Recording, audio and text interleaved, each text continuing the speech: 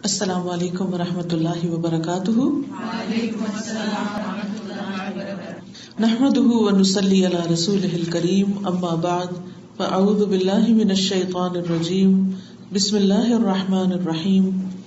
رب اشرح لی صدری ویسر لی امری واحلل عقدۃ من لسانی یفقہوا قولی۔ رسول اللہ صلی اللہ علیہ وسلم نے فرمایا، البر حسن الخلق والاثم ما حاک فی صدرک وکرہت ان یطلع علیہ الناس۔ نواس بن سمان رضی اللہ عنہ سے مروی ہے کہ نبی صلی اللہ علیہ وسلم نے فرمایا، نیکی اچھے اخلاق کا نام ہے اور گناہ وہ ہے جو تمہارے دل میں کھٹکے اور تم اس بات کو ناپسند کرو کہ لوگ اس سے واقف ہوں، کہ کہیں لوگوں کو پتہ نہ چل جائے۔ تو اس حدیث سے ہمیں خاص طور پر بہت واضح انداز میں نیکی اور گناہ کا کرائیٹیریا دے دیا گیا ہے کہ نیکی کیا چیز ہے، نیک ہونا کس کو کہتے ہیں اور گناہ کس چیز کا نام ہے۔ اور یہ دونوں چیزیں ہمارے لیے جاننا کیوں ضروری ہے؟ اس لیے کہ اللہ تعالیٰ نے ہمیں اچھے اور برے کی پہچان دی اور پھر ہمیں اس دنیا میں بھیج کر بتایا ہے کہ دیکھا یہ جا رہا ہے کہ تم میں سے اچھے کام کون کرتا ہے۔ الذی خلق الموت والحیات لیبلوکم ایکم احسن عملا، کہ جس رب نے بھیجا ہے اس نے اس لیے موت اور زندگی کو پیدا کیا ہے تاکہ تمہیں آزما کر دیکھے کہ تم میں اچھے کام کون کرتا ہے۔ تو ہم جب اس دنیا سے چلے جائیں گے اور دوبارہ اٹھائے جائیں گے، جو ہمارے ایمان کا ایک حصہ ہے، تو ہم سے پوچھا جائے گا کہ تم کیا کر کے آئے ہو۔ اور کوئی بھی شخص، کوئی بھی انسان حساب سے بچ نہیں سکتا کہ وہ اللہ سبحانہ وتعالیٰ کو دھوکہ دے کر کہیں ادھر ادھر چھپ جائے یا کہیں غائب ہو جائے۔ ہر شخص سے اس کی جوانی کے بارے میں، اس کی زندگی کے بارے میں، اس کی علم کے بارے میں، اس کے مال کے بارے میں سوال کیا جائے گا کہ اس نے ان ساری نعمتوں کے ساتھ کیا کیا۔ تو اس لیے بہت ضروری ہے کہ ہم سوچ سمجھ کے زندگی بسر کریں اور اس میں زیادہ سے زیادہ نیکیوں کی حرص رکھیں، نیکی کے کام کریں۔ لیکن نیک کیسے بن سکتے ہیں؟ اس کے لیے یہاں اس حدیث سے پتہ چلتا ہے کہ اپنے اندر ہمیں اچھے اخلاق پیدا کرنے ہوں گے، اور کسی کے اخلاق کتنے بھی اچھے ہوں لیکن اگر اس کے ساتھ ساتھ وہ بد اخلاقی سے نہیں بچ رہا یا گناہوں سے نہیں بچ رہا یا غلط کاموں کو نہیں چھوڑتا، تو وہ برائیاں بعض اوقات اس کی نیکیوں کو بھی کھا جاتی ہیں۔ یہ بالکل ایسے ہی ہے کہ جیسے آپ بہت اچھا سا کھانا بنا لیں لیکن اس کو آپ احتیاط نہ برتے بالکل آخر میں جلا دیں، تو تھوڑا سا جلا ہوا بھی سارے کھانے کو بدمزہ کر دیتا ہے۔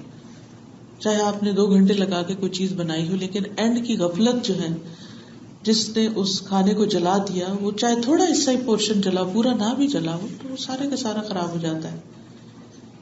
اور اسی طرح کی اور بھی بہت سی ایگزامپلز آپ لائف میں دیکھ سکتے ہیں کہ بعض اوقات بڑی سے بڑی محنت ضائع ہو جاتی ایک چھوٹی سی غفلت سے۔ اسی طرح ایک انسان ساری زندگی میں اچھے کام کرتا ہے لیکن بعض اوقات کسی ایک گناہ کی وجہ سے اس کی ساری نیکیاں برباد ہو جاتی ہیں۔ تو ہر وقت انسان کو محتاط ہونا چاہیے اور اپنا خود محاسبہ کرنا چاہیے، اپنے بارے میں خود دیکھنا چاہیے کہ ہم کہاں کھڑے، کیا کر رہے ہیں، کیونکہ ہر وقت کوئی اور نہیں ہمیں بتائے گا کہ تم اچھے ہو یا برے ہو۔ تو اس لیے اس حدیث سے ہمیں پتہ چلتا ہے کہ اگر ہم باقی نیک کہلانا چاہتے ہیں اللہ کی نظر میں، تو ہمیں اپنے اندر اچھا اخلاق یعنی اچھی عادات پیدا کرنی ہوگی، اور دوسری طرف ان چیزوں کو چھوڑنا ہوگا کہ جو اس اخلاق کو برباد کرنے والی یا اس کے اوپر پانی پھیر دینے والی ہے، خواہ وہ تھوڑی تھوڑی ہی کیوں نہ ہو۔ بعض اوقات چھوٹے چھوٹے گناہ ہوتے ہیں، چھوٹی چھوٹی غلط چیزیں ہوتی ہیں جو مل کے اتنا کچھ بنا دیتی ہیں کہ سب کچھ ہی ختم ہو جاتا ہے۔ تو اپنے دل کے اندر جھانکتا رہے انسان، اپنے آپ کو واچ کرتا رہے کہ وہ کہاں کھڑا ہے۔ بعض اوقات انسان اپنے کسی غلط کام کو جسٹیفائی بھی کر لیتا ہے لیکن پھر اس کا دل تو بتاتا ہی ہے کہ وہ صحیح کر رہا ہے یا نہیں کر رہا، خصوصاً جو انسانوں کے ساتھ معاملے ہوتے ہیں، حقوق العباد کی بات ہوتی ہے۔ ایک اور روایت میں آتا ہے، وابصہ بن معبد رضی اللہ عنہ بیان کرتے ہیں کہ میں رسول اللہ صلی اللہ علیہ وسلم کے پاس آیا تو آپ نے فرمایا، تم نیکی اور گناہ کے بارے میں پوچھنے آئے ہو؟ میں نے کہا جی ہاں۔ آپ نے فرمایا اپنے دل سے پوچھو۔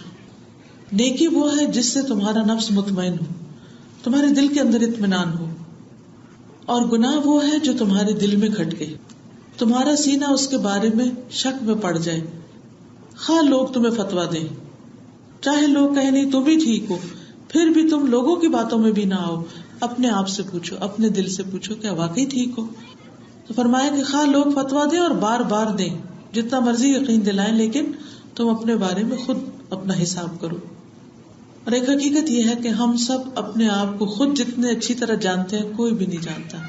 اگر ہم اپنے بارے میں کسی کو بتانے بھی لگے میں ایسی ہوں ایسی ہوں ایسی، تو ہو سکتا ہے کہ وہ ہمارے بارے میں وقتی طور پر یا چند باتیں سن کر ایک محدود سا امیج قائم کر لے، یا کسی سے ہمارے بارے میں سنے تو اس کے بعد ہمارے بارے میں ایک امیج بنا لے، اچھا یا برا کوئی بھی. لیکن آپ خود اپنے ساتھ ایک زندگی بسر کر رہے ہوتے ہیں، بچپن سے لے کے جوانی اور سو آن، اپنے آپ کو خوب پہچان رہے ہوتے ہیں کہ آپ کیا ہیں. اور قرآن مجید بھی اس بارے میں فرماتا ہے بل الانسان علی نفسہ بصیرۃ ولو القی معاذیرہ، انسان اپنے آپ کو خوب دیکھتا ہے، خوب جانتا ہے، خواہ وہ کتنی معذرتیں پیش کرے، کتنی ایکسکیوزز پیش کرے، لیکن اس کو پتا ہے کہ وہ کیا کر رہا ہے. تو سب سے پہلی چیز ہے حسن اخلاق. حسن اخلاق سے مراد ہے اچھی عادات، اچھے طور طریقے جو اللہ سبحانہ وتعالیٰ کے ساتھ معاملہ کرتے ہوئے بھی ہوں اور بندوں کے ساتھ بھی. یعنی ہمارا معاملہ اللہ تعالیٰ کے ساتھ بھی اچھا اور دوسرے لوگوں کے ساتھ بھی خوبصورت ہو، کیونکہ حسن کا مطلب ہوتا ہے خوبصورتی، اور اخلاق جو خلق کی جمع ہے، اور خلق کہتے ہیں عادت کو، یعنی جو ہماری ہیبٹس ہوتی ہیں یا مختلف کاموں کو کرنے کے جو طریقے ہوتے ہیں وہ یا تو بہت اچھے ہو سکتے ہیں یا بہت خراب ہو سکتے ہیں، یا بیچ کی راہ ہو سکتی ہے، درمیانے قسم کے ہو سکتے ہیں. تو ہمیں کیا کرائیٹیریا دیا گیا کہ درمیانے نہیں، بہت اچھے سے اخلاق کر کے آؤ، لوگوں کے ساتھ بہترین معاملہ کرو. اس کے لیے سب سے پہلے جیسے اللہ سبحانہ وتعالیٰ کے ساتھ معاملہ کرنا ہے تو پہلی چیز ہے اللہ کے رب ہونے پہ راضی ہونا کہ وہ میرا رب ہے.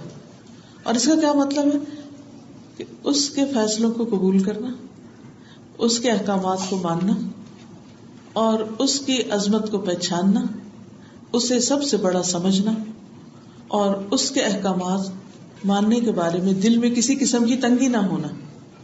یعنی مثلاً کوئی بھی حکم جب آتا ہے، نماز، روزہ، حج، زکوٰۃ، حجاب، کوئی بھی چیز، تو اس پر دل تنگ نہ ہونا، اپنے مسلمان ہونے پر فخر کرنا، نہ کہ شرمندہ ہونا. پھر اسی طرح جو اس کے حقوق ہیں یعنی اللہ سبحانہ وتعالیٰ کے، ان کو اچھی طرح ادا کرنا. پھر جتنی بھی عبادات ہیں ان کو کر کے خوش ہونا، ان کو بوجھ نہیں سمجھنا.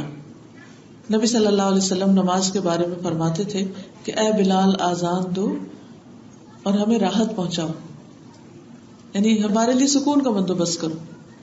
تو وہ لک فارورڈ کرتے تھے اذان کو، نماز کو، اور خوشی سے ادا کرتے تھے. تو ہمیں بھی اپنی عبادات کو دیکھنا چاہیے کہ جب نماز کا وقت ہوتا ہے تو ہمارے دل کی حالت کیا ہوتی ہے. ہم صبح بستر کس حالت سے چھوڑتے ہیں، یعنی خوشی کے ساتھ چھوڑتے ہیں یا بہت مشکل سے کہ کیسے اٹھیں. ٹھیک ہے، کبھی انسان بیمار بھی ہو جاتا ہے، تھک بھی جاتا ہے، لیکن نارملی ہمارا کیا حال ہوتا ہے. اسی طرح دن میں جب ہم کاموں میں مصروف ہوتے ہیں یا بہت سارے اور پریشرز ہوتے ہیں تو اس وقت نماز پڑھتے وقت ہماری دل کی حالت کیا ہوتی ہے. ہم خوشی سے جاتے ہیں یا نہیں، کیونکہ وہ بھی تو ہماری عادات میں شمار ہوتا ہے نا. خوبصورتی سے جائیں گے، خوبصورتی سے کریں گے تو وہ اچھے اخلاق میں شمار ہوگا، اور اگر منہ بسورتے ہوئے کریں گے تو بد اخلاقی شمار ہوگی. اور پھر آپ دیکھیے کہ جیسے ہم نماز ادا کرتے ہیں تو ہم سمجھتے ہم اللہ تعالیٰ پہ احسان کر رہے ہیں، حالانکہ یہ تو اللہ تعالیٰ کا ہم پر احسان ہے. وہ ہم پر رحم کرتا ہے کہ بندہ سارے کاموں کو چھوڑے، ہاتھ منہ دھوئے اور میرے حضور جھک جائے اور تھوڑی دیر کے لیے ریلیکس ہو جائے، کیونکہ اس میں ایک طرح سے فزیکلی بھی آپ ایکسرسائز کر رہے ہوتے ہیں. کھڑے ہونا، جھکنا، سجدے میں جانا، سلام پھیرنا، پورا باڈی آپ کی حرکت کر رہی ہوتی ہے، اور اس کے ساتھ ساتھ آپ اللہ کا ذکر کر رہے ہوتے ہیں، وہ بھی آپ کے لیے ریلیکسنگ ہوتا ہے. پھر اسی طرح یہ ہے کہ اللہ سبحانہ وتعالیٰ کے بارے میں جب انسان بات کرے تو اچھے انداز میں کرے، خوشی سے کرے، اس کی عظمت بیان کرے. عام طور پر تو ہم اچھے ہی ہوتے ہیں، لیکن اگر کوئی چیز ہماری مثلاً کوئی دعا قبول نہیں ہوتی یا ہماری زندگی میں کوئی مشکل آ جاتی تو پھر دیکھنے کی بات ہے کہ اس وقت ہمارا رویہ اور معاملہ اللہ تعالیٰ کے ساتھ کیا ہوتا ہے، پھر ہماری زبان پر کیا ہوتا ہے اور ہم اس سے کتنے راضی ہوتے ہیں. دوسری چیز ہے بندوں کے ساتھ اچھا معاملہ، بندوں کے ساتھ اچھا اخلاق۔ بندوں میں سب سے زیادہ ہم پر جس کا حق ہے وہ ہمارے والدین ہیں، ہمارے پیرنٹس۔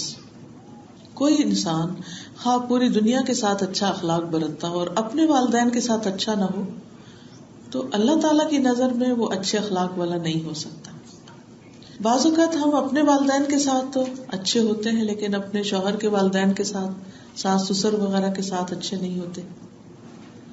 تو ہمیں والدین کے ساتھ، چاہے اپنے ہوں چاہے شوہر کے ہوں، جو بھی بزرگ ہوں، ان کے ساتھ اچھا اخلاق، اچھا معاملہ، رحمت والا معاملہ۔ کیونکہ جب انسان کی عمر بڑی ہو جاتی ہے اور وہ اپنے بچوں کو اپنی ساری جوانی قربان کر کے پڑھا لکھا کے تکلیفیں اٹھا کے بڑا کرتا ہے تو پھر اس کی قدرتی طور پر کچھ ایکسپیکٹیشنز ہوتی ہیں اس سے کہ یہ ہمارا خیال کریں گے۔ اور بعض اوقات پیرنٹس کو کچھ نہیں چاہیے ہوتا بچوں سے، صرف ایک محبت بھری نگاہ چاہیے ہوتی ہے، یا پیار کا بول چاہیے ہوتا ہے، یا تھوڑی سی کیئر اور لو چاہیے ہوتا ہے، لیکن عموماً ہم اس میں بھی بخل کر جاتے ہیں۔ تو اس لیے اچھا اخلاق اس کا ہے جو اپنے والدین کے ساتھ اچھا ہے۔ عبداللہ بن مسعود کہتے ہیں ایک شخص نے نبی صلی اللہ علیہ وسلم سے پوچھا کون سا عمل سب سے اچھا ہے؟ آپ نے فرمایا وقت پہ نماز پڑھنا اور والدین کے ساتھ نیکی کرنا، پھر اللہ کے راستے میں جہاد کرنا۔ یعنی پہلے اللہ سے معاملہ ٹھیک کرو، اپنے گھر میں رویہ اچھا کرو، اس کے بعد باہر آ کے کوئی اور کام کرو۔ پھر اسی طرح والدین کے دوستوں سے، یعنی بڑے لوگوں میں جتنے بھی بزرگ ہیں، پیرنٹس کے جو فرینڈز ہیں، رشتے دار ہیں، خاندان ہیں، ان کے ساتھ بھی حسن سلوک۔ ابن عمر سے روایت ہے کہ جب وہ مکہ کی طرف جاتے تو اپنے گدھے کو آسانی کے لیے اپنے ساتھ رکھتے، جب اونٹ کی سواری سے تنگ آ جاتے تو گدھے پہ بیٹھ جاتے۔ تھک جاتا ہے نا انسان، اگر آپ نے اونٹ کو کبھی چلتے ہوئے دیکھا ہو تو اتنی اسموتھ رائڈ نہیں ہوتی، ہلا ہلا کے مارتا ہے وہ۔ مجھے یاد ہے ایک دفعہ کراچی میں ایسے شغل کے طور پر ہم لوگ اونٹ پہ بیٹھ کے اتنے تنگ آئے کہ بس ابھی اتار دو، کیونکہ عادت نہیں نا اس نے جھولے کھانے کی۔ تو میں یہی سوچنے لگی کہ جو لوگ اتنے دنوں تک اونٹ کی سواری کرتے ہیں، جب وہ اترتے ہوں گے تو ان کا حال کیا ہوتا ہوگا۔ تو بہرحال عبداللہ بن عمر اپنے ساتھ ایک گدھا بھی رکھتے تھے آلٹرنیٹ، جب اوپر تھک جاتے تو گدھے پہ بیٹھ جاتے اسٹریٹ ہو کے، تو اس کے سٹیپس چھوٹے ہوتے ہیں، اس کی ذرا سواری اور طرح کی ہوتی ہے، اور اپنے سر پہ امامہ باندھتے تھے، یعنی پگڑی سی باندھتے تھے۔ تو ایک دن ابن عمر اسی گدھے پہ سوار تھے کہ ان کے پاس سے ایک بدو گزرا، تو انہوں نے اس کو بلایا اور پوچھا کیا تم فلاں بن فلاں کے بیٹے ہو؟ اس نے کہا ہاں اسی کا بیٹا ہوں۔ تو انہوں نے اپنا گدھا اس کو دے دیا کہ اس پہ سوار ہو جاؤ، پھر اپنا امامہ اتار کے اس کو دے دیا۔ تو بعض ساتھیوں نے کہا کہ اللہ آپ کو بخشے، آپ نے اس بدو کو اپنا گدھا بھی دے دیا، اپنا امامہ بھی دے دیا ہے، حالانکہ آپ نے اس کو اپنے آرام کے لیے رکھا ہوا تھا۔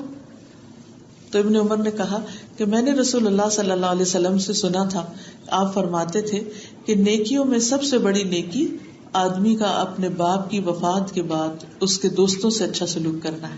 یعنی اگر اپنے ماں باپ نہیں ہے تو پھر ماں باپ کے فرینڈز کے ساتھ اچھا سلوک کرو۔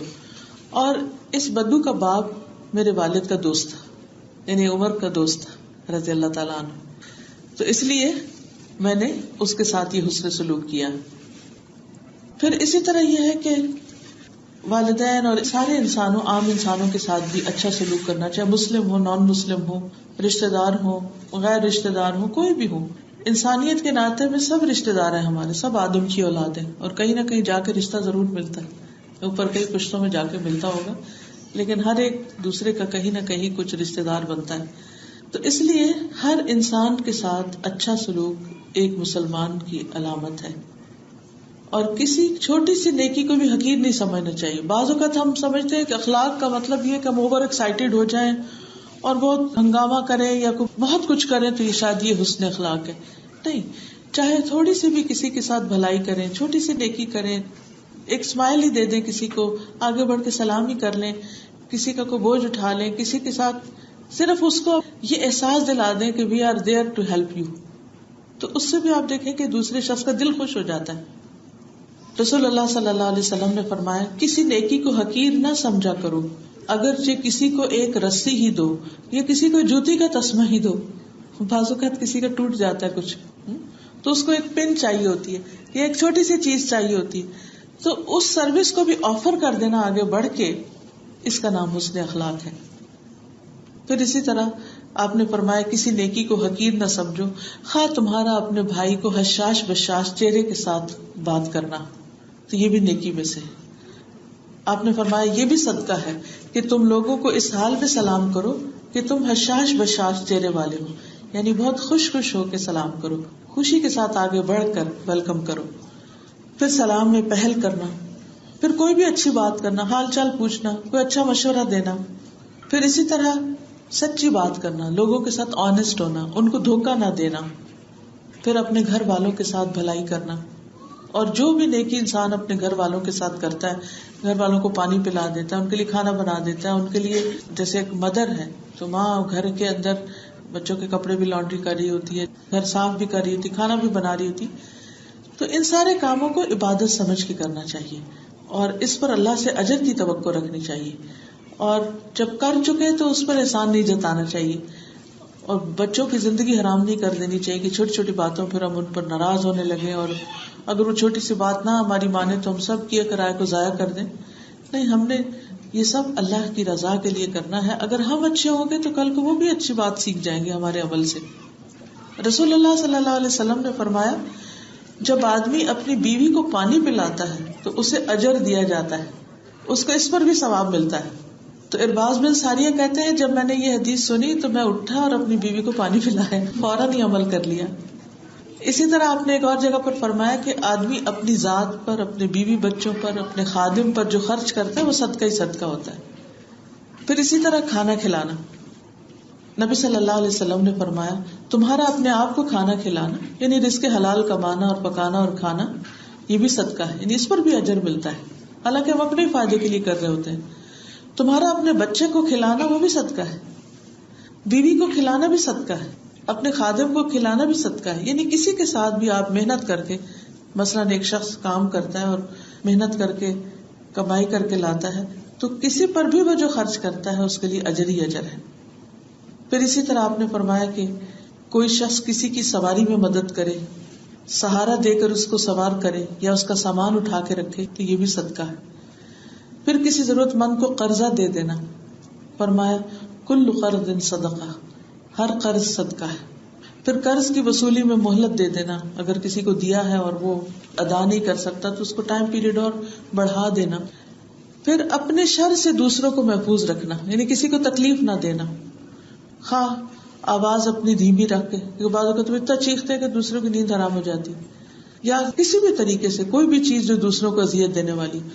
اصل میں اگر دوسروں کی جگہ اپنے آپ کو رکھ لیا جائے کہ اگر ہم اس جگہ پر ہوں تو ہم کیا محسوس کریں، تو بہت سی چیزیں خود ہی سمجھ میں آنے لگتی، پھر کسی سے پوچھنے کی ضرورت بھی نہیں ہوتی. قرآن مجید میں اللہ تعالیٰ فرماتے ہیں وَأَمَّا مَنْ آمَنَ وَعَمِلَ صَالِحًا فَلَهُ جَزَاءً الْحُسْنَى وَسَنَقُولُ لَهُ مِنْ أَمْرِنَا يُسْرًا، جو ایمان لایا اور اس نے نیک عمل کیے اسے اچھا بدلہ ملے گا اور اسے ہم اپنے آسان سے کام کرنے کو کہیں گے، یعنی اس کے لیے آسانیاں پیدا کر دیں گے. ایک اور جگہ پر فرمایا فَأَمَّا مَنْ أَعْطَى وَاتَّقَى وَصَدَّقَ بِالْحُسْنَى فَسَنُيَسِّرُهُ لِلْيُسْرَى، پھر جس نے اللہ کی راہ میں مال دیا، پرہیزگاری اختیار کی، اچھی باتوں کی تصدیق کی، یعنی ان کو مان گیا، ان میں حجت بازی نہیں کی، تو بہت جلد ہم اسے آسانی مہیا کر دیں گے. یعنی یہ اللہ کا وعدہ ہے کہ جو دینے والا انسان ہوگا، جس کے اندر اللہ کا تقویٰ ہوگا، جو اچھی باتوں کو مان جانے والا ہوگا، اللہ تعالیٰ دنیا میں بھی اس کے لیے آسانیاں فرمائیں گے اور آخرت میں بھی آسانی فرمائیں گے. پھر اسی طرح انسان جب نیک کام کرتا ہے، کسی کے ساتھ اچھا سلوک کرتا ہے تو بعض اوقات فوراً بدلہ چاہتا ہے کہ میں نے کسی کے ساتھ اچھا کیا تو وہ فوراً میرے ساتھ برابر کا اچھا کرے، لیکن کئی دفعہ اس شخص کے بس کی بات نہیں ہوتی. لیکن ایک بات پہ یقین رکھنا چاہیے کہ اللہ سبحانہ و تعالیٰ کسی کا اجر ضائع نہیں کرتا. یہ تو اللہ کا وعدہ ہے کہ جو ایمان لائے گا، اچھے کام کرے گا، ہم اس کو دنیا میں بھی اچھی زندگی بسر کرائیں گے. فَلَنُحْيِيَنَّهُ حَيَاةً طَيِّبَةً، لیکن معاملہ اگر انسان اللہ کے ہاتھ پہ چھوڑ دے کہ ٹھیک ہے اللہ کا وعدہ اور مجھے اس کا یقین ہے، اور اس سے توقع نہ رکھے جس کے ساتھ بھلائی کر رہا ہے، تو اللہ سبحانہ وتعالیٰ کسی ایسے راستے سے اس کے لیے بھلائی کا دروازہ کھولیں گے کہ وہ سوچ بھی نہیں سکتا ہوگا. اس کے وہم و گمان میں بھی نہیں ہوگا. مثلاً بعض اوقات آپ اپنے رشتے داروں کے ساتھ بہت اچھا سلوک کرتے ہیں لیکن وہ جواب میں اسے مانتے بھی نہیں کہ آپ نے اچھا کیا, کبھی ذکر بھی نہیں کرتے, بعض اوقات کبھی شکریہ بھی ادا نہیں کرتے. تو ایسے میں انسان کا دل بہت ٹوٹتا ہے کہ ہم تو اتنا کچھ کرتے ہیں اور دوسرے اس کو اکنالج بھی نہیں کرتے. تو کیا خیال ہے کہ آپ کا کیا وہ ضائع ہو گیا؟ کبھی بھی نہیں. نبی صلی اللہ علیہ وسلم نے فرمایا عمر میں اضافہ صرف نیکی کرتی ہے. آپ نے فرمایا جس کو یہ بات پسند ہو کہ اس کی عمر میں برکت ہو اور رزق میں اضافہ ہو, اسے چاہیے کہ اپنے والدین کے ساتھ نیکی کرے اور صلہ رحمی کرے, یعنی ماں باپ کے ساتھ خاص طور پر نیکی کرے اور رشتہ داروں کے ساتھ اچھا سلوک کرے. تو اس سے اس کی عمر بھی بڑھے گی. عمر بڑھنے کے دو معنی بتائے جاتے ہیں, ایک تو لٹرلی سالوں کا اضافہ اور دوسرے عمر میں برکت, کہ تھوڑی زندگی میں بھی انسان بہت کچھ کر جائے. اور رزق میں بھی اضافہ, رزق میں بھی برکت. بعض اوقات بہت کچھ ہوتا ہے لیکن انسان پریشان ہی رہتا ہے کہ کچھ نہیں ہے, انجوائے نہیں کر سکتا. بعض اوقات تھوڑا بھی ہوتا ہے اور اس میں بھی بہت برکت ہوتی ہے. تو اصل چیز ہے برکت, رزق اور عمر میں برکت. یہ دو چیزیں جو ہر ایک کی تمنا ہے کہ اس کے پاس ہو, اس کے پاس مال بھی ہو اور اس کے پاس زندگی بھی لمبی ہو تاکہ وہ زیادہ دیر دنیا میں رہ سکے. اور اس کا نسخہ کیا ہے کہ صرف اپنی ذات پہ فوکس کرنے کی بجائے ان کے ساتھ اچھا سلوک کرنا جو عموماً اچھا نہیں کرتے ہمارے ساتھ. یعنی اگر کسی بھی خاندان میں جا کر آپ پوچھیں کہ آپ لوگوں کے سب کے آپس کے تعلقات بہت اچھے ہیں تو کم ہی ایسے لوگ ملیں گے جو یہ کہیں کہ ہمیں کسی سے کوئی شکایت نہیں. ورنہ عموماً دیکھنے میں کیا ملتا ہے کہ بھائی بھائی سے ناراض ہے اور ایک دوسرے کو برداشت نہیں کیا جا رہا, بچوں میں لڑائیاں ہیں, سسرال کے ساتھ نہیں بنتی, میاں کے ساتھ نہیں بنتی. تو یہ سارے مسائل جو ہیں ان کا حل کیا ہے؟ ان کا حل اس میں نہیں کہ عدلے کا بدلہ, کہ کوئی میرے ساتھ برا کرتا تو میں بھی کروں گا. اس کا حل یہ ہے کہ جو برا کرے اس کے ساتھ جواباً اچھا کرے انسان. حدیث میں آتا ہے جس نیکی کا بہت جلدی اجر ملتا ہے وہ صلہ رحمی ہے. یہاں تک کہ کچھ گھرانوں کے لوگ فاسق و فاجر ہوتے ہیں, یعنی بڑے نافرمان ہوتے ہیں اللہ کے, ویسے نماز کو نہیں پڑھتے, لیکن جب وہ صلہ رحمی کرتے ہیں تو ان کے مال بڑھ جاتے ہیں اور افراد کی کثرت ہو جاتی ہے. یعنی اگر کوئی شخص نماز وغیرہ نہیں بھی پڑھ رہا لیکن وہ رشتہ داروں کو دینے والا ہے, ویسے اچھے کام کرنے والا ہے, لوگوں کا خیال رکھنے والا ہے, تو اس کی وجہ سے اللہ تعالیٰ اس کی دنیا کے رزق میں اضافہ کر دیں گے.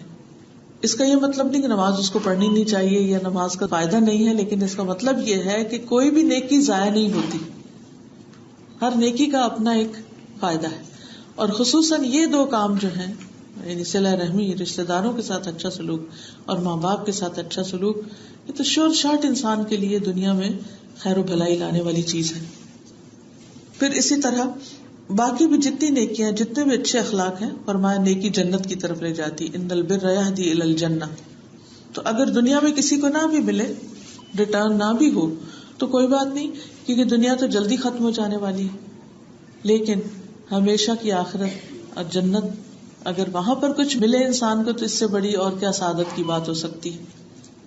دوسری بات جو اس حدیث میں بتائی گئی ہے کہ گناہ کیا ہے. نیکی کا تو ہم نے دیکھ لیا کہ اچھے اخلاق کا نام ہے, اچھی طرح رہے انسان سب کے ساتھ جس سے بھی اس کا واسطہ پڑتا ہے. اور گناہ کیا ہے؟ وہ جو تمہارے دل میں کھٹکے, یعنی ظاہر میں نہیں. نیکی ظاہر ہوگی لیکن گناہ کا احساس اندر دل میں. اللہ سبحانہ وتعالیٰ فرماتے ہیں وَتَعَاوَنُوا عَلَى الْبِرِّ وَالتَّقْوَى وَلَا تَعَاوَنُوا عَلَى الْإِثْمِ وَالْعُدْوَانِ. نیکی اور تقوی کے کاموں میں ایک دوسرے کی مدد کرو اور گناہ اور زیادتی پر ایک دوسرے کی مدد نہ کرو. تو اب سوال یہ پیدا ہوتا ہے کہ گناہ کیا ہے؟ گناہ وہ ہے جس کے کرنے کے بعد دل بے چین ہو جائے, دل کے اندر ایک کسک سی اٹھے, دل راضی نہ ہو. آپ مختلف دلیلوں سے, تعویلوں سے اپنے آپ کو سیٹسفائی کرنے کی کوشش کریں, لیکن وہ خیال بار بار پھر اٹھ جائے کہ نہیں کچھ ٹھیک نہیں ہے, ٹھیک نہیں. پھر بعض اوقات انسان ایسی پریشانی میں کسی کے پاس جاتا ہے, اس سے پوچھتا ہے, وہ بھی آگے سے اپنے سمجھ کے مطابق کچھ بتا دیتا ہے, لیکن آپ خود زیادہ بہتر جانتے ہوتے ہیں کہ آپ نے ٹھیک کیا ہے یا نہیں کیا. کیونکہ کئی دفعہ ہم دوسرے سے جب کوئی فتویٰ لینے بھی لگتے ہیں یا سوال پوچھنے بھی لگتے ہیں تو اس کو ون سائیڈڈ پکچر دکھاتے ہیں, تو وہ تو اس کے مطابق ہی فیصلہ کرتا ہے نا. تو آپ کو خود زیادہ پتا ہوتا ہے کہ آپ کہاں کھڑے اور دوسرا کہاں کھڑا, کس کی زیادتی, کس کا کیا قصور ہے. تو اس لیے دل کو جج بنایا گیا. ابن عمر کا قول ہے کہ بندہ تقوی کی حقیقت کو نہیں پہنچ سکتا، یعنی کوئی شخص متقی نہیں بن سکتا جب تک کہ وہ بات جو اس کے دل میں کھٹکتی ہو اسے بالکل چھوڑ نہ دے، یعنی جو چیزیں شک میں ڈالتی ہیں ان سے دور ہو جائے. ایک اور روایت میں آتا ہے حرام کاموں سے پرہیز کرو، سب سے زیادہ عبادت گزار بن جاؤ گے. یعنی وہ شخص بڑا عبادت گزار ہے جو حرام چھوڑ دیتا ہے. اب حرام چھوڑنے میں آپ دیکھیے کھانے پینے میں حرام ہے، شراب جوا وغیرہ ہے، کھیل میں جوا ہے، مال کے گناہوں میں اسی طرح مارگیج وغیرہ اور سود کا لین دین، یہ ساری چیزیں اتنی واضح حرام ہے کہ جن میں کوئی شک کی بات ہی نہیں ہے.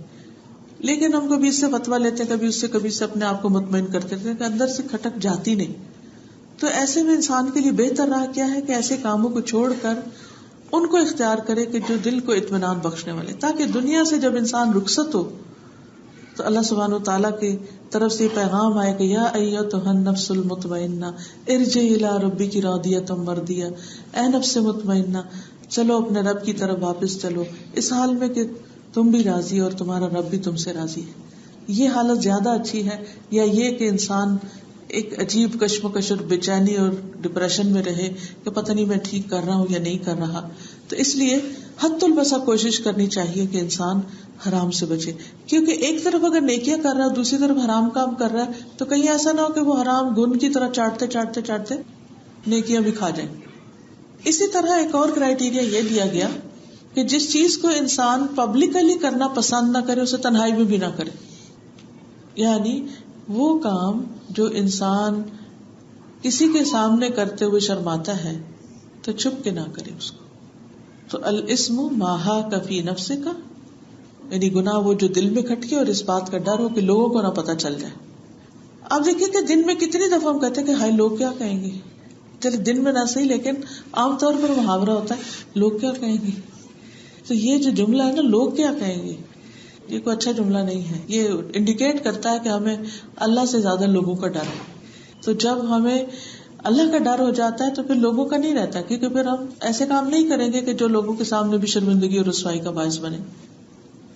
پھر یہ گناہ کے اثرات، گناہوں کے نقصان وہ کیا ہے. جس طرح نیکی کا فائدہ ہے، اور نیکی کا سب سے بڑا فائدہ کیا ہے، نیکی کا سب سے بڑا فائدہ یہ ہے کہ انسان کی عمر میں اضافہ ہوتا ہے، اللہ تعالیٰ کی رضا ملتی ہے، جنت کا راستہ ملتا ہے. اور اسی طرح نیکی کا فائدہ یہ ہے کہ انسان کے رزق میں برکت ہوتی ہے. تو اسی طرح گناہ کے بھی کچھ اثرات ہیں. یعنی اگر نیکی فائدہ دیتی ہے تو گناہ نقصان دیتے ہیں، یہ بھی سمجھنے کی بات ہے. اس میں کچھ تو انسان کو پرسنلی نقصان ہوتے ہیں، یعنی کئی بیماریوں کی شکل میں. پھر انسانوں کے ساتھ تعلقات کے اندر بھی نقصان ہوتے ہیں، آپس کی محبت ختم ہو جاتی ہے. ابن عمر سے مروی ہے نبی صلی اللہ علیہ وسلم فرمایا کرتے تھے اس ذات کی قسم جس کے ہاتھ میں محمد صلی اللہ علیہ وسلم کی جان ہے، جو دو آدمی بھی آپس میں ایک دوسرے سے محبت کرتے ہوں اور ان دونوں کے درمیان جدائی ہو جائے تو وہ یقیناً ان میں سے کسی ایک کے گناہ کی وجہ سے ہوگی. یعنی اللہ کی خاطر آپس میں دوستی ہے، محبت ہے، لیکن پھر وہ اچانک بالکل ہی ختم ہو جاتی ہے تو ان میں سے کسی ایک کا کوئی ایسا گناہ یا کوئی ایسی بات ہوتی ہے کہ جس کی وجہ سے ان کے اندر وہ تعلق ختم ہو جاتا ہے. حالانکہ جو تعلق اللہ کی خاطر ہوتا ہے اس میں انسان کا فائدہ ہی فائدہ ہے، انسان نیکیوں میں آگے بڑھتا ہے، انسان کے ایمان میں اضافہ ہوتا ہے. پھر اسی طرح یہ ہے کہ چھوٹے چھوٹے گناہ مل کے انسان کو ہلاکت کی طرف لے جاتے ہیں. پھر قیامت کے دن ان کا بوجھ انسان کو خود ہی اٹھانا پڑے گا. قرآن مجید میں اللہ تعالیٰ فرماتے ہیں وَلَا تَزِرُ وَازِرَةٌ وِزْرَ أُخْرَى وَإِن تَدْعُ مُثْقَلَةٌ إِلَى حِمْلِهَا لَا يُحْمَلْ مِنْهُ شَيْءٌ وَلَوْ كَانَ ذَا قُرْبَى. اور کوئی بوجھ اٹھانے والا دوسروں کے گناہوں کا بوجھ نہیں اٹھائے گا، اور اگر بوجھ سے لدا ہوا کسی دوسرے کو بلائے گا کہ آؤ میرے گناہ اٹھاؤ تو وہ اس کا کچھ بھی نہیں اٹھائے گا، خواہ اس کا قریبی رشتہ داری کیوں نہ. امیجن کہ آپ نے اپنے سر کے اوپر ایک بہت ہیوج قسم کا کوئی ٹوکرا اٹھایا ہوا ہے یا کوئی باکس اٹھایا ہوا ہے اور آپ بمشکل چل پا رہے ہیں اور آپ جس کو بھی بلاتے ہیں کہ ادھر آؤ میری مدد کرو تو کوئی بھی اٹھانے کو تیار نہیں اور اکیلے ہی آپ کو وہ سفر کرنا ہے. ہو سکتا ہے آپ میں سے کسی نے پیدل حج کیا ہو یا کوئی ایسا سفر پیدل کیا ہو کہ آپ نے سامان بھی اٹھا رکھا ہو، تو اس وقت وہ سامان اٹھانا اتنا اذیت کا باعث ہوتا ہے کہ انسان کہتے ہیں اسے پھینک ہی دو اور لے لیں گے کہیں سے، اس کو پھینکتے ہیں. قیامت کے دن انسان کے گناہ اس کے لیے بوجھ بن جائیں گے. اور حشر کا میدان کتنا بڑا اور کتنا طویل ہے کہ انسان اپنے اوپر کے ان گناہوں کو جو شرمندگی کا باعث بھی ہوں گے، کہ گندی چیزیں اٹھائی ہوئی ہوں گی نا، تو اٹھا کے پھینکنا چاہے گا یا اٹھا کے کسی کو دینا چاہے گا، کوئی بھی نہیں اٹھائے گا. لا تزر وازرۃ وزر اخرى. دنیا میں کیا ہوتا ہے، مثلاً آپ سفر کر رہے ہیں تو عموماً ہم ایشینز کو سامان کا بڑا مسئلہ رہتا ہے، ہمیشہ بیگیج جو ہے نا وہ اوور ہی جاتا ہے. اچھا، تو عموماً کئی دفعہ ایسا بھی ہوتا ہے نا کہ آپ کے ساتھ کوئی اور جا رہا ہوتا ہے جس کے پاس اتنا سامان نہیں ہوتا، تو وہ کیا کہتا ہے آپ کو، کچھ مجھے دے دو میں اپنے بیگ میں رکھ لیتی ہوں. بعض اگر بہن بھائی جا رہے ہوتے ہیں یا کوئی اور اس طرح فرینڈ ساتھ جا رہے ہوتے ہیں، تو مربت میں یا محبت میں یا کسی بھی طرح دوسرے کے لیے آسانی کرتے ہوئے دوسرے کا بوجھ اٹھا لیتے ہیں، خود ہی آفر کر دیتے ہیں، یا پھر انسان دوسرے کہتے ہیں پلیز تم اٹھا لو. لیکن وہاں تو کوئی دوست، کوئی رشتہ دار، کوئی بھی کام نہیں آئے گا، قطن نہیں اٹھائے گا. پھر یہ ہے کہ قیامت کے دن گناہوں کے مطابق انسان کا پسینہ نکلے گا. رسول اللہ صلی اللہ علیہ وسلم نے فرمایا قیامت کے دن سورج صرف 1 میل کی مسافت کے برابر آ جائے گا، اس کی گرمی میں اتنا اضافہ ہو جائے گا کہ دماغ ہانڈیوں کی طرح ابلنے لگیں گے. استغفر اللہ، اللہ ہمیں اس دن کے اس مشکل سے بچائے. اب دیکھیے تھوڑی سی دھوپ نکلتی ہے اور ذرا لمبی دیر کے لیے نکلے تو ہم گھبرا اٹھتے ہیں کہ ہائے بڑی گرمی ہو گئی ہے، اب کدھر جائیں. اور وہاں کیا ہوگا کہ بالکل قریب آ جائے گا اور تمام لوگ اپنے اپنے گناہوں کے اعتبار سے پسینے میں ڈوبے ہوئے ہوں گے. چنانچہ کسی کا پسینہ اس کے ٹخنوں تک ہوگا، کسی کا پنڈلی تک، کسی کا جسم کے درمیانے حصے تک، اور کسی کا منہ میں پسینے کی لگام ہوگی. تو آپ سوچئے کہ اس وقت انسان کا حال کیا ہوگا. تو گناہ چاہے معاف بھی کر دیے جائیں مگر جب تک حساب نہیں ہوتا تو سر پہ ہی اٹھانے ہیں نا. تو ایسی چیزیں ہم کیوں اکٹھی کریں؟ تو اول تو یہ کہ کریں نا، لیکن چونکہ انسان ہے بھولتے تو رہیں گے، ہم سب سے بھول ہوگی، تو اس لیے اگر بھول جائیں تو پھر کیا کریں؟ پھر معافی مانگ لیں، استغفار کر لیں، ان کی جگہ نیکیاں کر لیں تاکہ وہ گناہوں کو مٹا دیں.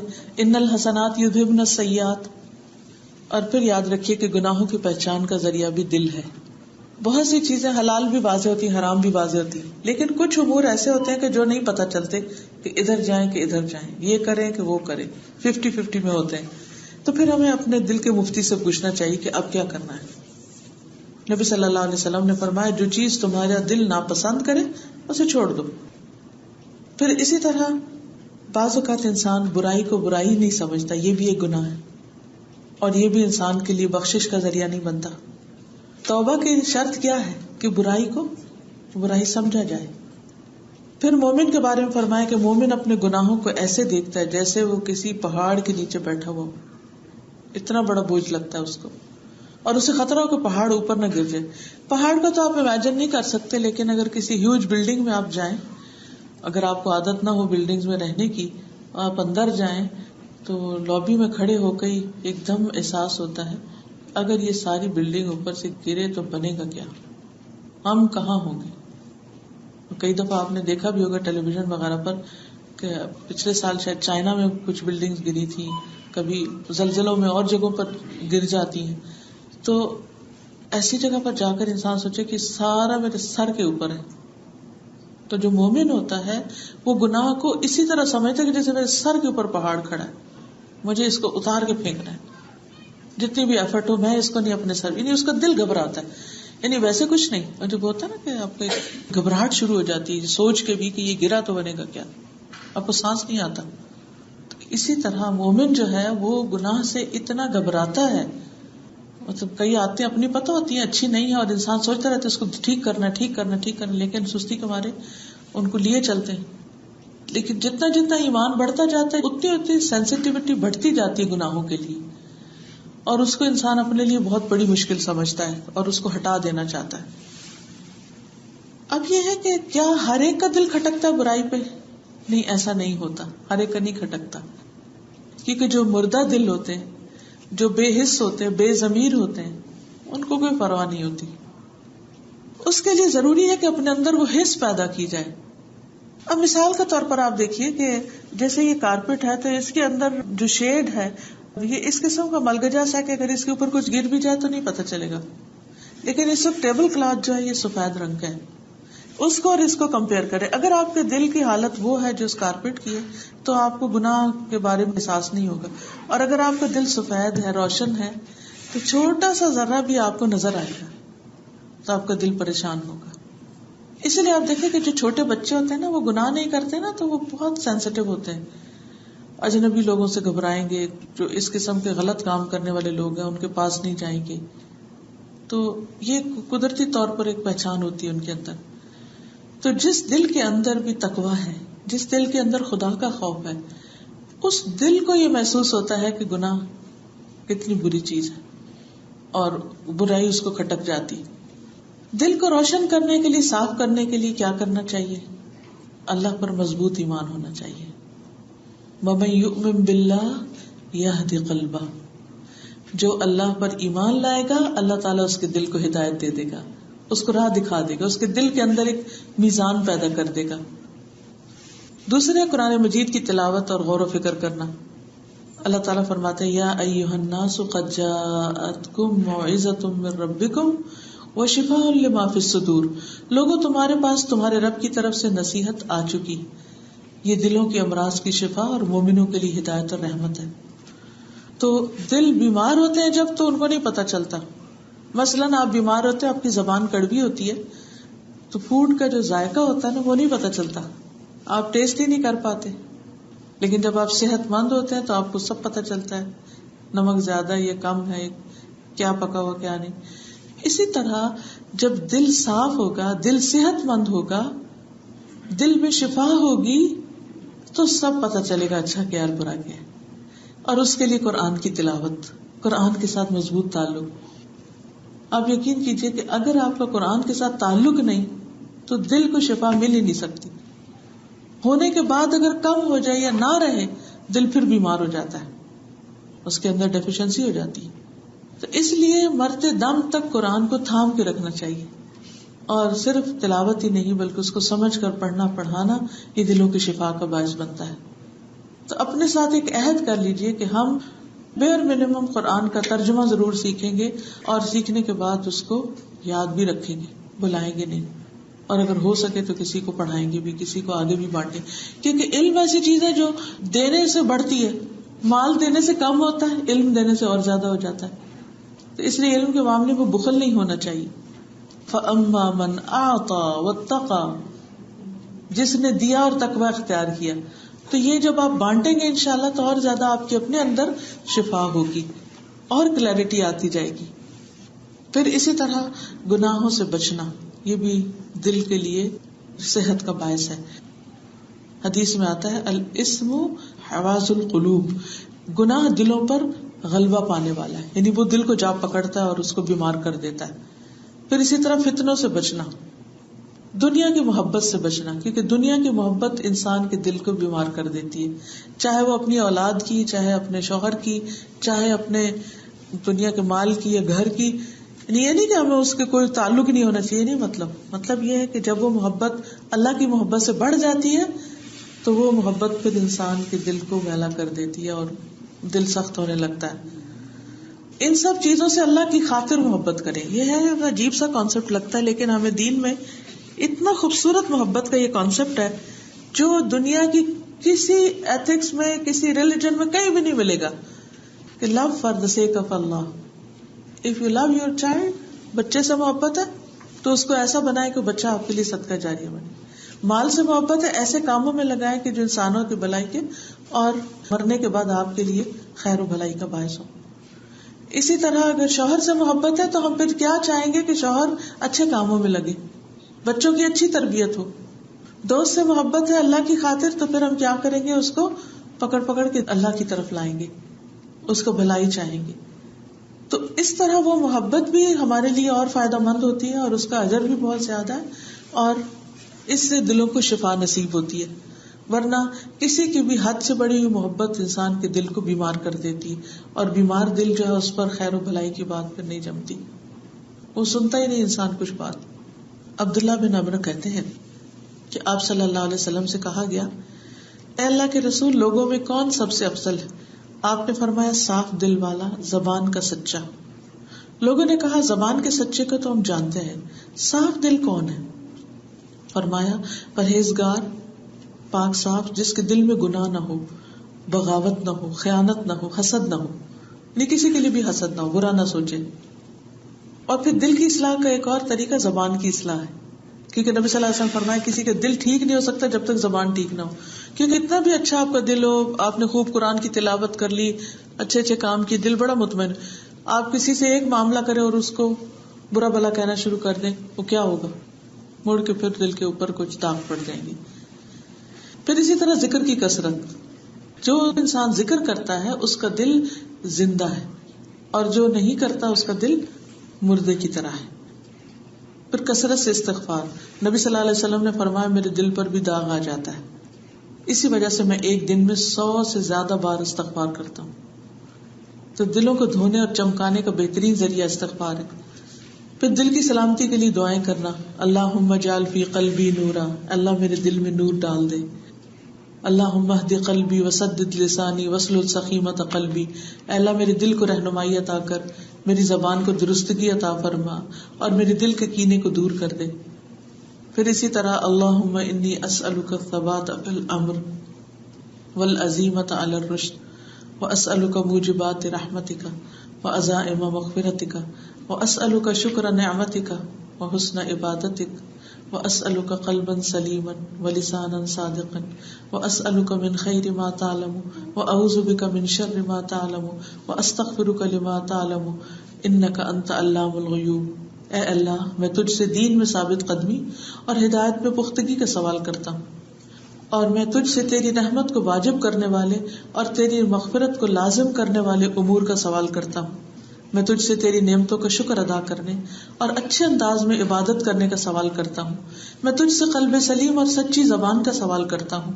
میں تجھ سے ہر اس بھلائی کا سوال کرتا ہوں جسے تو جانتا ہے، اور ہر اس برائی سے تیری پناہ چاہتا ہوں جو تیرے علم میں ہے، اور تجھ سے ان تمام گناہوں کی بخشش کا سوال کرتا ہوں جو تیرے علم میں ہے، بے شک تو غیبوں کو خوب جاننے والا ہے.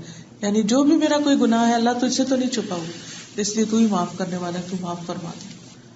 تو اس حدیث سے یہ پتہ چلتا ہے کہ انسان کو اچھا انسان بننے کے لیے اپنے ظاہری اخلاق کو بھی اچھا رکھنا ہے. یہ نہیں کہنا ہمارا دل بہت اچھا، ہماری نیت اچھی ہے. بعض لوگ کہتے ہیں نا وہ دل کی بڑی اچھی ہے لیکن زبان کی کڑوی ہے. یہ کیا بات ہوئی؟ دونوں ہی اچھے ہونے چاہیے، دل کے بھی اچھے ہوں اور زبان کے بھی اچھے ہوں. کیونکہ بعض وقت کڑوی زبان پہ دل کو اسپائل کر دیتی، کسی اور سے پہلے آپ کے اپنے کو ہی کر دیتی. پھر اسی طرح یہ کہ نیکی وہ ہے جس پر نفس کا اطمینان ہو. پھر یہ کہ انسان کی نیکی کی گواہی جب ہم دوسروں سے معاملہ اچھا کریں گے تو وہ بھی دیں گے، اور یہ بھی ایک کرائیٹیریا کہ کوئی اچھا ہے کہ نہیں. کلثوم خزائی کہتے ہیں ایک آدمی نبی صلی اللہ علیہ وسلم کے پاس آیا. اس نے پوچھا مجھے کیسے پتا چلے گا جب میں نیکی کروں یا برائی کروں؟ تو مجھے سمجھ نہیں آتی کہ میں نے اچھا کیا کہ نہیں کیا، یعنی کسی کے ساتھ میرا معاملہ اچھا ہے کہ نہیں، کیسے مجھے پتا چلے؟ تو آپ نے فرمایا جب تم سنو کہ تمہارے ہمسائے تمہیں اچھا کہیں کہ تم نے اچھا کیا، تمہارے کولیگز، تمہارے ساتھی، تو تم نے اچھا کیا، اور جب تم سنو کہ وہ کہیں کہ تم نے برا کام کیا تو تم نے برا کیا. یعنی اپنے دل کے بعد لوگوں کی گواہی بھی کاؤنٹ کرتی ہے کہ وہ کیا کہتے ہیں. تو مختصراً خلاصہ حدیث کا یہ ہے کہ ایک تو یہ بات پتہ چلتی کہ نبی صلی اللہ علیہ وسلم صرف چند لفظوں میں اتنی بڑی بات سمجھا دیتے تھے کہ کسی دوسرے انسان کے بس میں اس طرح نہیں. ہم دن بھر بیٹھے رہے ان کی اس بات کو سمجھنے میں، ڈسکشنز کرتے رہے، لیکن جوامع الکلم آپ کو دیے گئے، جامع کمپریہنسو بات، چھوٹی سی بات جس میں معنی کا خزانہ بھرا ہوتا ہے. پھر آپ دیکھیے کہ نبی صلی اللہ علیہ وسلم نے کس طرح ایسا ایک معیار ہر ایک کو دے دیا کہ وہ سیلف سفیشینٹ ہو جائے. یعنی لوگوں سے اچھا معاملہ کرو، دیکھو کہ تم لوگوں سے اچھا کر رہے ہو، لوگ اچھا کہہ بھی رہے کہ نہیں. یہ نہیں کہ دکھاوے کے لیے، لیکن ایک کرائیٹیریا، اور اپنے دل سے بھی پوچھ لو. یہ وہ چیزیں ہیں کہ جس کو انسان خود بھی اپنے آپ کو مانیٹر کر سکتا ہے. اس کے لیے کسی اور کو ہر وقت پوچھنے کی یا کسی کے بتانے کی ضرورت نہیں ہوتی. پھر اسی طرح یہ ہے کہ نبی صلی اللہ علیہ وسلم نے جو معیار ہمیں دیا ہے، اگر ہم اس کو سامنے رکھ کر اپنی زندگی بسر کریں تو ہماری جو موت ہے وہ بھی اطمینان کی حالت میں انشاءاللہ ہوگی. قیامت کے دن جب اٹھیں گے تو انشاءاللہ اطمینان کے ساتھ اٹھیں گے. اس لیے ہم سب کو ان چھوٹی چھوٹی چیزوں کے اوپر اپنے آپ کو پرکھتے رہنا چاہیے اور عمل کرتے رہنا چاہیے. اب میں یہ حدیث آپ کو عربی میں سناتی ہوں آخر میں, کیونکہ نبی صلی اللہ علیہ وسلم کے جو الفاظ ہیں وہ زیادہ خوبصورت ہیں, تو آپ ان کو غور سے سنیے. البر حسن الخلق. دعا کریں. سبحان اللہ والحمد للہ ولا الہ الا اللہ واللہ اکبر ولا حول ولا قوة الا باللہ العلی العظیم. اللہم صلی علی محمد وعلی آل محمد کما صلیت علی ابراہیم وعلی آل ابراہیم انک حمید مجید. اللہم بارک علی محمد وعلی آل محمد کما بارکت علی ابراہیم وعلی آل ابراہیم انک حمید مجید. ربنا آتنا فی الدنیا حسنۃ وفی الآخرۃ حسنۃ وقنا عذاب النار. ربنا لا تزغ قلوبنا بعد إذ هديتنا وهب لنا من لدنك رحمة إنك أنت الوهاب. ربنا هب لنا من أزواجنا وذرياتنا قرة أعين واجعلنا للمتقين إماما. یا اللہ پاک جو کچھ ہم نے پڑھا ہے سنا ہے ہمیں عمل کی توفیق عطا فرما. یا اللہ تو ہمارے گناہوں کو بخش دے, ہمارے دلوں کو اطمینان عطا کر. اللہ ہمیں اپنی محبت عطا کر, اپنے دین کی محبت عطا کر یا رب العالمین. تو ہمیں بہترین اخلاق عطا فرما. اللہ ہمارے دل کو بہترین مفتی بنا. اللہ ہمارے بچوں کو ہماری آنکھوں کی ٹھنڈک بنا. یا اللہ انہیں نیک ہدایت عطا فرما. یا رب العالمین تمام مسلمانوں کو, تمام انسانوں کو ہدایت عطا فرما. یا اللہ تو اس جگہ میں بہترین خیر و برکت ڈال دے. اس جگہ سے دین کا بہترین نور اور روشنی ہر طرف پھیلے. جنہوں نے اس کا اہتمام کیا آج کی مجلس کا انہیں بہترین جزا دے. جو بہنیں سننے کے لیے آئی ہیں اللہ ان کا آنا بیٹھنا سننا قبول فرما. یا رب العالمین تو ہم سب کو, ہماری نسلوں کو اپنے دین پر قائم رکھنا, ہمارے دلوں کو بھٹکنے سے بچا لینا. یا رب العالمین تمام بیماروں کو صحت عطا فرما. سب دکھی لوگوں کو دکھ دور فرما دے, سب کی پریشانیاں دور فرما. اللہ ہمارے گھروں میں سکون اور خوشیاں پیدا فرما. رب ارحمہما کما ربیانی صغیرا. اللہ ہمارے والدین پر اپنی رحمت فرما. جو دنیا سے جا چکے ہیں ان کی بخشش فرما. لا الہ الا اللہ وحدہ لا شریک لہ لہ الملک ولہ الحمد وہو علی کل شیء قدیر. لا حول ولا قوة الا باللہ. لا الہ الا اللہ لا نعبد الا ایاہ لہ النعمة ولہ الفضل ولہ الثناء الحسن. لا الہ الا اللہ مخلصین لہ الدین ولو کرہ الکافرون. لا حول ولا قوة الا باللہ العلی العظیم.